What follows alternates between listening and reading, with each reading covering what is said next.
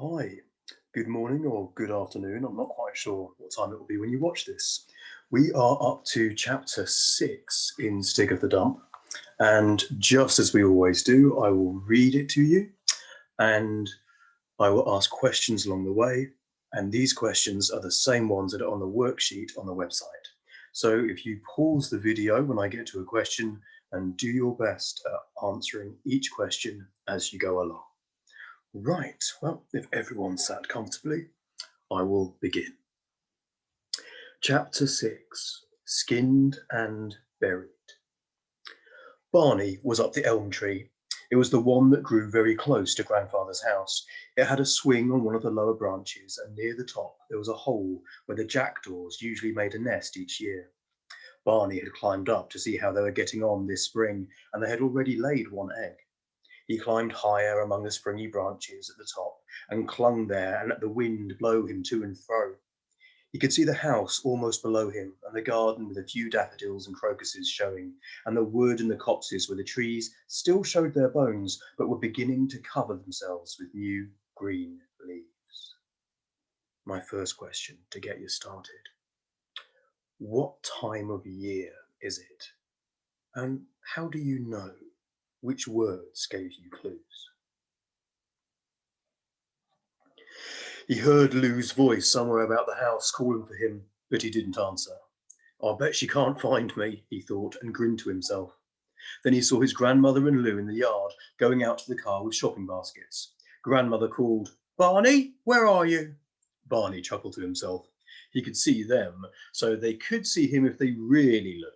But Grandmother and Lou got into the car and drove off, and he could see it going away along the lanes towards the village. They'd gone off shopping and left him. It wasn't fair. He was so cross he nearly fell off his branch. Then he thought it was no good trying to stamp your feet when they're wedged in the fork of a branch. And anyhow, he might as well stay up here instead of going shopping. He'd really rather be up a tree in the wind than go shopping. He could see ploughed fields with a tractor crawling over the bare earth, pulling a harrow. He could see black and white cows on the pasture. He could see chicken houses and those very, very small bits of yellow, like grains of sand, running about. Well, they must be baby chicks. He could see a big black car coming along the lane towards the house. That was funny.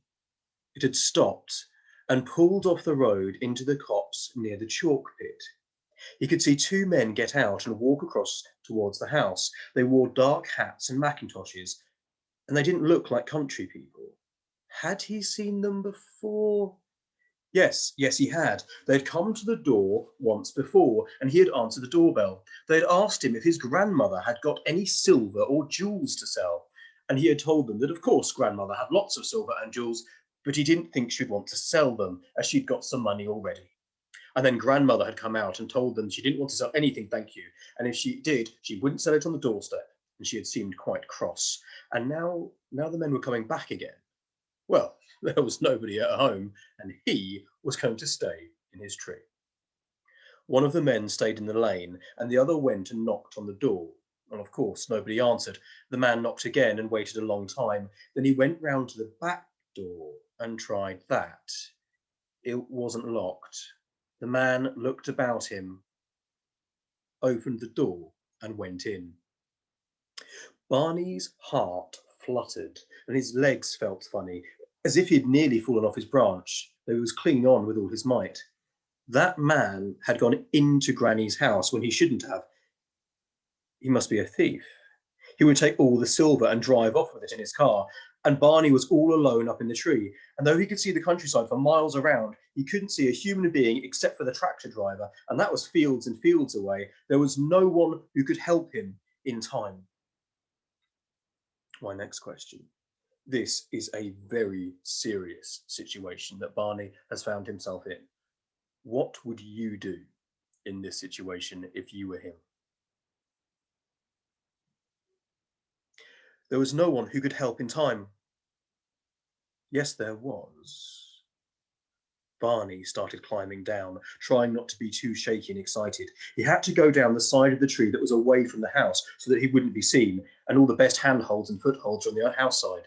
Barney slipped and slithered the last bit and landed among the bushy twigs that grew out of the bottom of the trunk. He crouched there for a few moments, hoping he had not made too much noise. Then he crawled out and ran as hard as he could across the paddock towards the copse.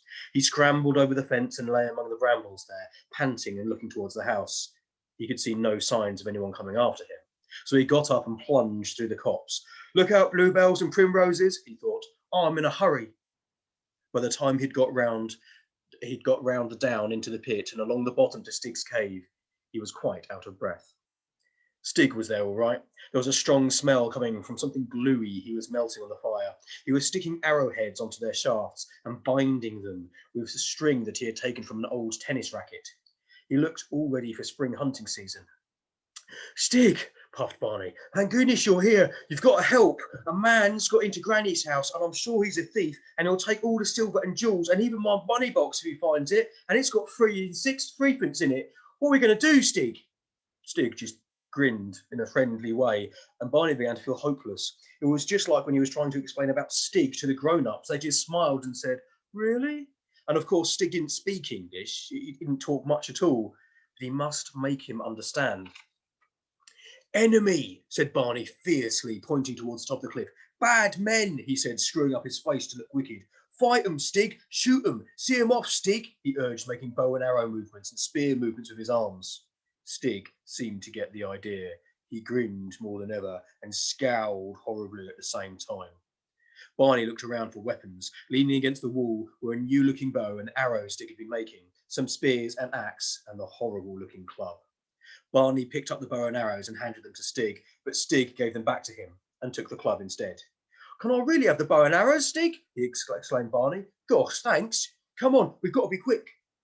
They ran out of the far end of the pit, and instead of turning right and coming back through the copse to the garden, Barney led the way round into the lane and up the hill towards the house. There at the top, where the lane passed near the chalk cliff, and there was a gap where lorries backed up off the road to dump things over the cliff, they found the big black car parked.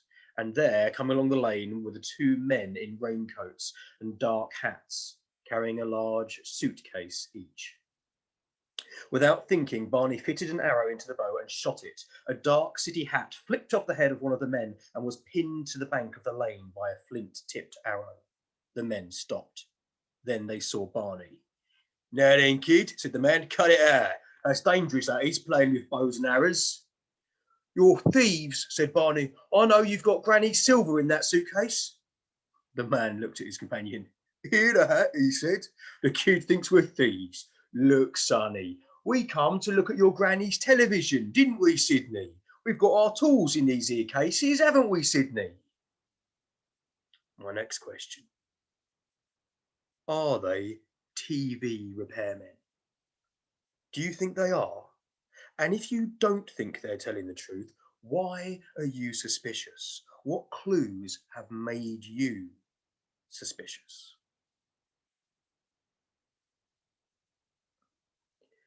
"We've got our tools in these here cases, haven't we, Sydney?"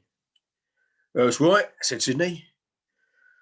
"Confident little nipper though, ain't he, Sydney? Looking after his granny's house while she's away, eh, sonny? I've got some toffees for you in the car." "I don't like toffees," said Barney. He was beginning to feel foolish, and he lowered his bow, which he was pointing at the man with another arrow fitted. The man turned round for his hat, which had the arrow stuck through it. He pulled the arrow out, and then he looked at the sharp flint tip, and his face went white. "You little horror," he snarled at Barney.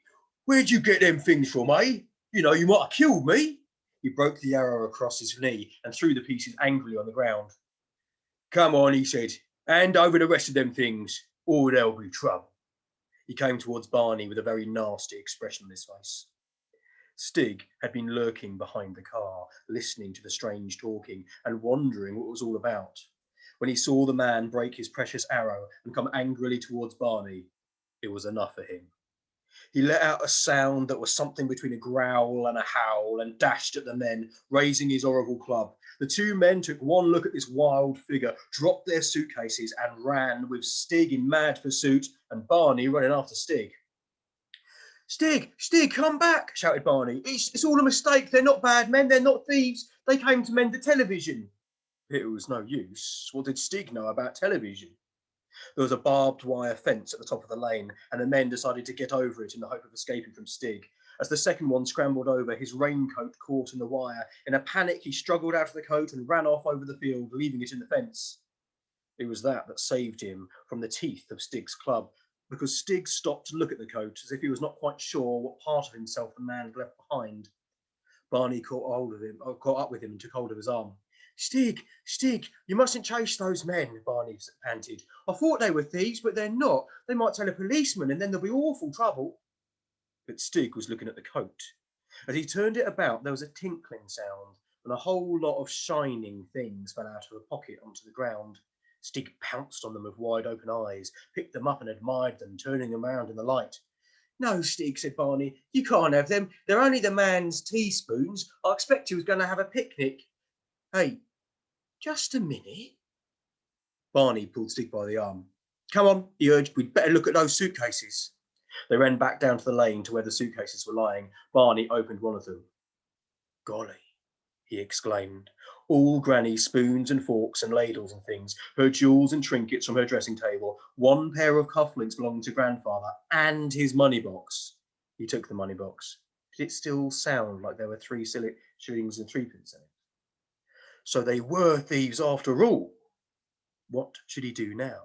They might come back to their big black car any time and drive away. How could he stop them? He ran to the car, opened the rear door and looked inside. Under some sacks were more suitcases and bags that clanked when he felt them. Stolen loot from other people's houses. Barney sat in the front seat and held the steering wheel. If he could only drive, he could take the car to the police. He took off the handbrake. At least he knew how to do that. The car began to roll backwards towards the edge of the pit. In a panic, Barney opened the door and scrambled out, the car still moving. Barney's mouth was open and he held his middle as he watched the big black car move slowly towards the pit. There was a lurch as first the back wheel, then another went over the edge. The car bumped down onto its underneath. Perhaps it would stop now. But no. The edge of the chalk crumbled, the rear of the car settled lower, the front wheels rose slowly in the air, and with a horrible scraping and grinding, the whole car slid over the edge. There seemed to be quite a long time before Barney heard the crash as the car hit the bottom of the dump, but he felt too sick to look. When he opened his eyes, he saw Stig looking over the edge of the cliff, waving and pointing and grinning all over his face, as if it was some great animal they had just hunted over the cliff, and he was looking forward to cutting it up for meat. Then he was running off round to the bottom. Barney remembered the suitcases and hurriedly hid them deep in a bramble patch before running off after Stig again. By the time he got to the car, which was lying on its back with its wheels in the air, Stig was already hard at work, skinning the leather off the seats and the carpets off the floors. Barney stood helplessly watching. Stig obviously thought that anything thrown into his dump was for him to do with what he liked. But if the men came back and found them at it, they'd be very angry. Then he saw what they'd have to do. He got up on the pile of rubbish at the foot of the cliff and started throwing things on top of the dead motor car. Old wash tubs, bedsteads, bicycle frames. Stig soon got the idea. They were burying the animal to hide it from the enemy. Before long, the car was covered with bits and pieces, branches and moss. My next question. What does Stig think the car is? What does he think the car is? Then, as they worked, Stig suddenly froze into stillness and listened. Barney listened too. There were voices coming from the top of the cliff. Barney crept into the inside of the upturned car and beckoned Stig in too. They crouched on the ceiling, looking up at the seats and pedals, and listened. The voices of the 2 men came down from the top of the cliff. Well, it ain't there, is it? Go on, have a good look. All right, then, it's gone. What do we do now? We've got a nice long walk. That's what we've got, mate. Or if you don't like walking, you can run. You seem to like running, all right. Who likes running? You run too, didn't you? You started running first, getting all windy because a couple of kids was playing. So we've lost the lot and all through you. I tell you, they wasn't kids. One wasn't anyways. What was it? It was a thing, I tell you. An horrible thing. Out of that there pit, I shouldn't wonder. Come on, let's get out of here. I tell you, I don't like this place. I'm getting back to town if I have to walk all the way. My next question, it's a tricky question. Before that, I need to show you this part in the book. Now, I hope you can see it, where horrible thing has been written like that. Now, horrible thing is a spelling mistake. That's not how you spell horrible, and that's not how you spell thing. Why has the author, Clive King, decided to spell those words wrong? What was he thinking? Why did he do it? Quite a tricky question. Do your best. Let me know what you think. Barney smiled at Stig as the voices faded away. Stig grinned and shook his horrible club. Granny and Lou were back from shopping when Barney struggled into the front gate carrying the 2 heavy suitcases full of silver.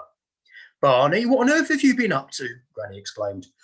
I've brought your spoons and forks back, Granny. You see, 2 men came to do the television. I mean, that's what they said. But they were thieves, really. And I was up the tree, but me and Stig chased them away, and I let their car go over into the chalk pit, and it's there now with all the treasure in it.